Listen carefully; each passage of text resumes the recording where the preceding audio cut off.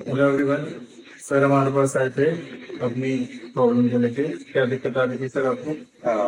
Back में thickness की और राइट साइड में रेडिएटिंग पेन आ रहा था और वॉक करते टाइम जब मैं वॉकिंग भी कर रहा हूँ वो पैर अटक रहा था मेरा। ठीक है।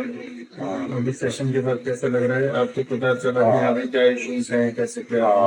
एक्सरसाइज जो बताई है वो भी, और जो आपने किया है अभी कट कट, इससे जो है लगा थोड़ा फ्रीनेस फील हो रही है। और बाकी जो मूवमेंट में प्रॉब्लम आ रही है वो।